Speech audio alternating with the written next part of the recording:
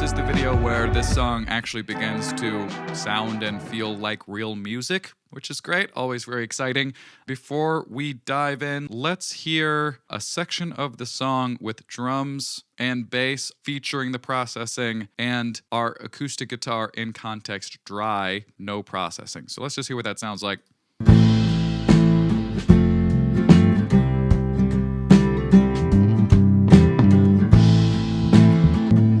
Cool. So I don't know about you. There's a couple things that I feel like I can immediately hear. There's like a nasty, overly resonant mid-range frequency that's kind of driving me crazy. And overall, the acoustic guitar just kind of feels like it's underwater a little bit. So let's open up the hood here. Let's listen again and look at our frequency visualizer.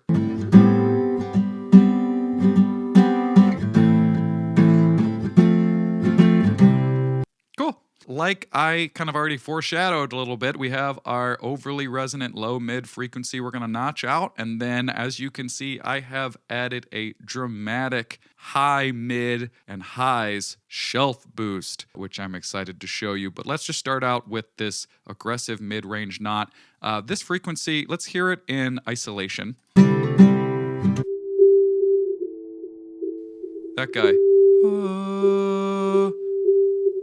It's just driving me crazy. It is so overpowering, and that's just not uncommon with acoustic guitars. And when I'm treating acoustic guitars, I am not afraid to like get in there and aggressively notch out some of those overly present frequencies.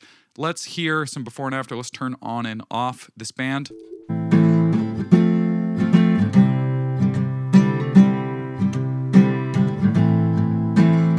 Great. Cool. Sounds a million times better. I'm happy with that. Let's keep that cut and move on. Let's talk about our next big move, which is this massive high shelf. You gotta just hear it to believe it.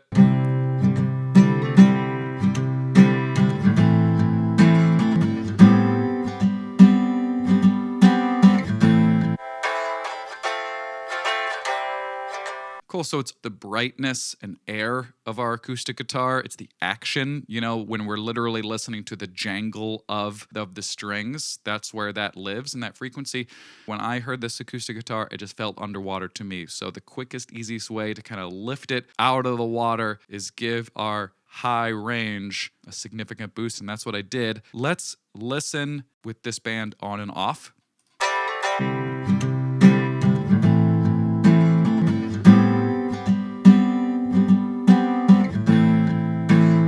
Cool, great. That just worked like a charm as far as I'm concerned. It sounds great. While we're here too, I'm going to add this low pass, which I believe is the first low pass of the song, which is exciting. I'm just gonna kind of chop off everything above like 16 or 17K. Really, really, really high. It doesn't even play on most systems, and that's just because I'm adding such a significant high-end boost. I just want to make sure it doesn't get totally out of control, so I'm just going to kind of notch off some of those really bright, hissing kind of frequencies. I'm just going to tighten that up a little bit to play it safe, and then to close it out, we're going to add a high pass. Specifically with acoustic guitar, it's kind of worth talking about the high pass in detail a little bit.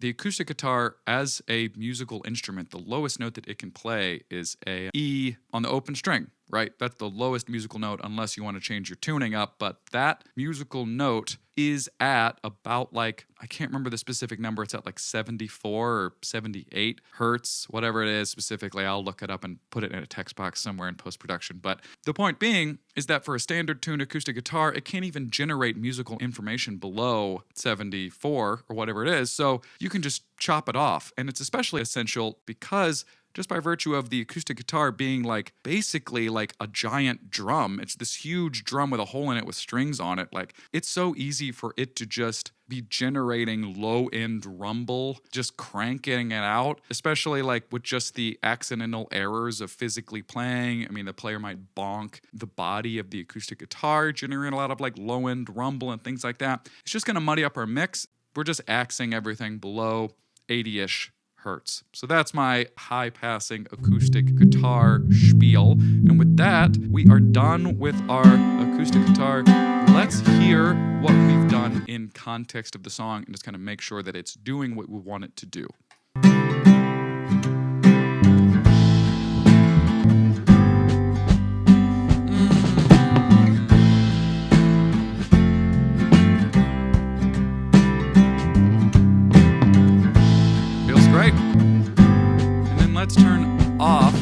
processing. Wow, what a world of difference.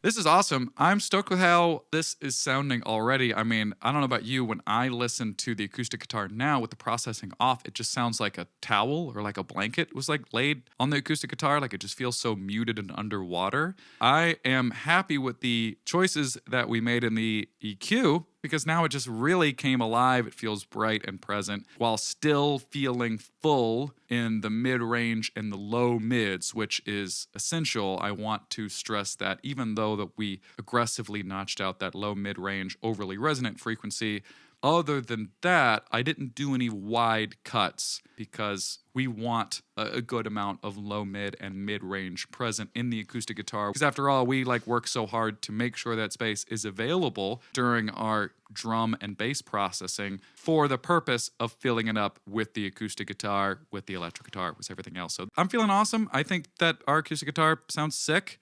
So let's move on. In the next videos, we're going to be tackling our 6 keyboard, organ, xylophones, all of those tracks. So I'm stoked with how things are sounding. Actually feels like we're making music now. So I will see you in the next video.